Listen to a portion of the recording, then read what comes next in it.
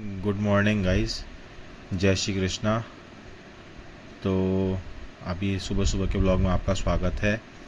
तो अभी सुबह के बज रहे हैं 9:15 और आज का दिन बड़ा ही हेक्टिक होने वाला है। अभी एक बहुत ही दुखद खबर है। एक हमारे बड़े प्रिय अंकल जी है जो उनका स्वर्गवास हो गया है। तो अभी हम उन्हीं के वहाँ जाने की तैयारी कर रहे हैं क्योंकि आज बृहस्पतिवार था और बृहस्पतिवार को मेरा बृहस्पतिवार का व्रत होता है। आपका बृहस्पति भगवान का व्रत होता है। तो आज केले के पेड़ की पूजा करी जाती है और देखिए आज मौसम भी जो है वो बहुत अच्छा है, हवा चल रही है। तो अभी मैं अपने केले की जो विष्णु भगवान का स्वरूप माना गया है उनकी पूजा करके बस अभी ही फ्री हुआ हूँ। और आज लक्ष्मी नारायण जी की पूजा होती है। केले के पेड़ का विशेष पूजन किया जाता है। घर से बस पूजा करके निकला ही था अपने चित्रशिला घाट के लिए। और आप देख सकते हैं ये काठगोदाम से पहले ही इतना सारा जाम लगा हुआ है। आज जो नैनीताल में कल रात को कर्फ्यू लगा है हिंदू मुसलमान को लेकर, जो बवाल हुआ है उसी के कारण अभी तक नैनीताल में हर किसी गाड़ी को नो एंट्री है। और उसी की वजह से नैनीताल का जो जाम है वो यहाँ काठगोदाम से नीचे आपका नरीमन चौक तक लग चुका है। जैसा कि जिन लोगों को पता है तो कल नैनीताल में एक 75 साल के बुजुर्ग ने एक लड़की का रेप कर दिया था। उसी के बाद जो है नैनीताल में कर्फ्यू लग चुका था। और ये देखिए अभी हम भारत पेट्रोलियम के पंप के पास खड़े हैं, डिपो के पास। और यहाँ से अभी चित्रशिला घाट जाने में ही हमें काफ़ी ज़्यादा टाइम लग गया। इतना जाम था आज, तो इतना जाम था। ये सब क्योंकि नैनीताल में नो एंट्री थी, नैनीताल में किसी भी गाड़ी की एंट्री नहीं थी कर्फ्यू के मद्देनज़र, ताकि शहर का जो माहौल है वो ख़राब ना हो। क्योंकि ऑलरेडी वहाँ पे प्रोटेस्ट चल रहा था किसी भी नेता मंत्री को ज़्यादातर, और जो ऐसे लोग जो शहर का माहौल ख़राब करते हैं उनके लिए बिल्कुल गाड़ियों में चेकिंग करके भेजा जा रहा था।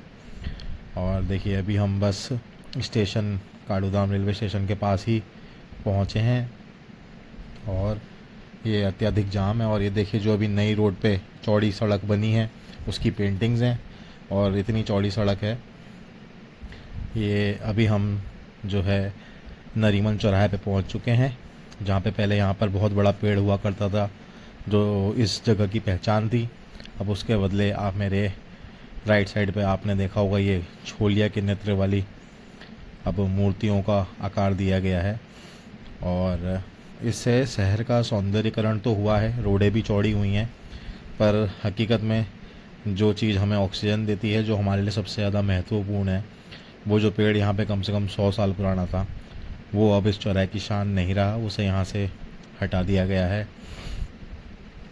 और अब हम धीरे धीरे जाम से निकलते हुए जो अस्थाई पुल का निर्माण आपका काठगोदाम से ऊपर नैनीताल जाने के लिए किया गया है, बस वहाँ पर पहुँच रहे हैं। आप देख रहे होंगे कितने हल्के हल्के करके गाड़ियाँ चल रही हैं।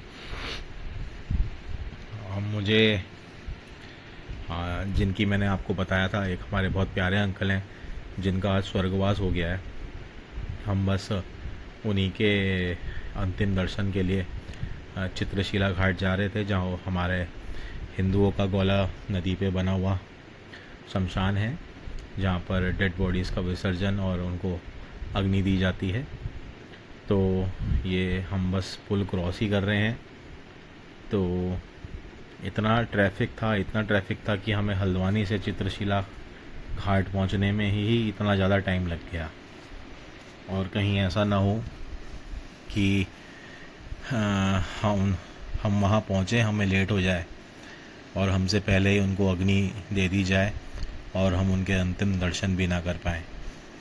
और वैसे मैं अंकल जी के बारे में बता दूं, अंकल जी जहाँ पे हमने गैराज जो इससे पहले हम चलाया करते थे वो उसके ओनर थे और हमने उनसे वो उसको रेंट पे लिया था। अभी अंकल जी की तबीयत पिछले 3-4 साल से ख़राब थी, लेकिन अभी बीच में वो बहुत स्वस्थ हो चुके थे। फिर ये अचानक भगवान ने ऐसा खेल रचाया कि ये खबर सुन के हम सब भी बहुत दुखी हैं। और अब हम बस चित्रशिला घाट से थोड़ा सा पहले रह गए हैं और यहाँ पे ट्रैफिक तब भी पहले से ज़्यादा स्मूथ है। और यहाँ पर उतना जाम नहीं है। देखिए जैसा आप देख पा रहे हैं कि ये अब हम लीज़ किचन पहुँचने वाले हैं। जो चाइनीज़ लवर्स हैं उनके लिए इसको फेमस माना जाता है लीज़ किचन को। और अब धीरे धीरे हम शीतला घाट शीतला माता मंदिर के पास पहुँचने वाले हैं। ट्रैफिक यहाँ पर आके थोड़ा सा सामान्य है और इस ट्रैफिक की वजह से अब हम धीरे धीरे चल पा रहे हैं।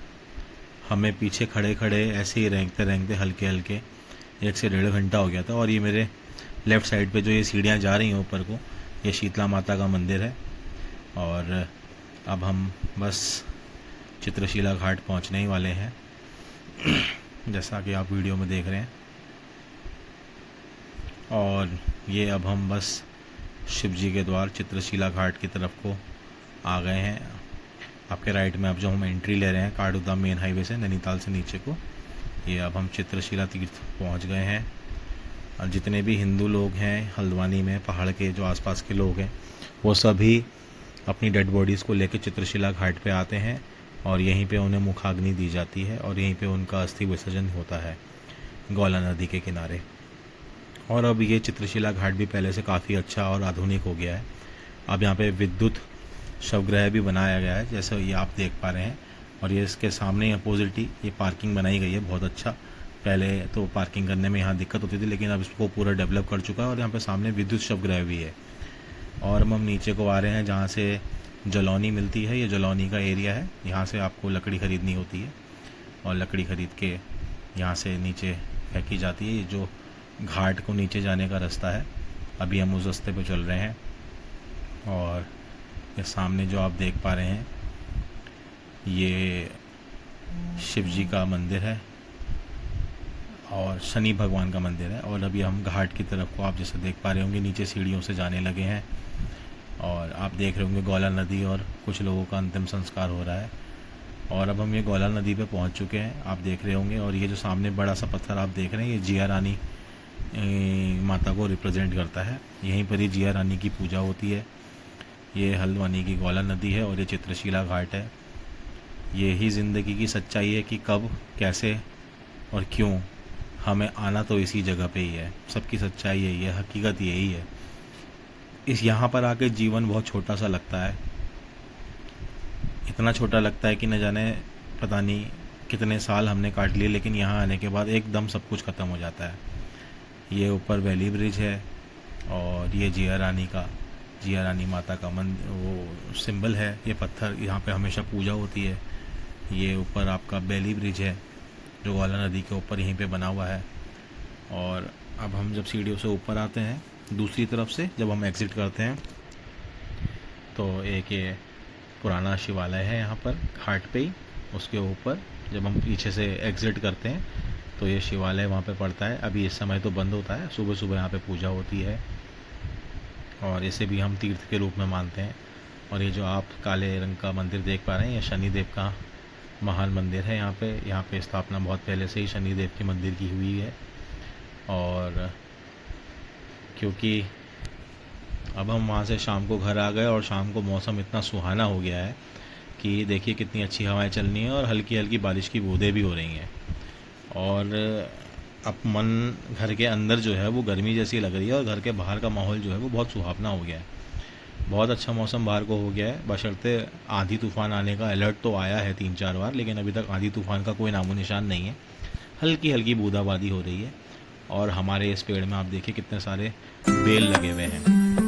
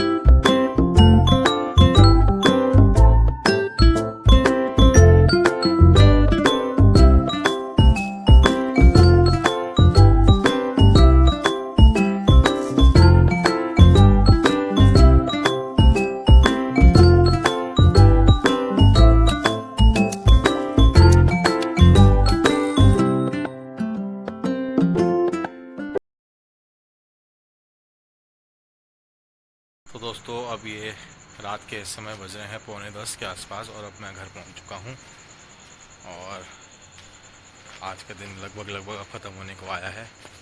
तो ये मेरा पहला शॉर्ट व्लॉग है। आप मुझे सजेशंस दीजिएगा कि अब इसे हम कैसे और अच्छा कर सकते हैं और इस पे हम क्या क्या टूल्स एडिट करने के लिए कर सकते हैं, क्योंकि ये बस मेरा पहला शॉर्ट व्लॉग है और आप लोगों के सजेशंस इसमें बहुत महत्वपूर्ण रहेंगे। धन्यवाद।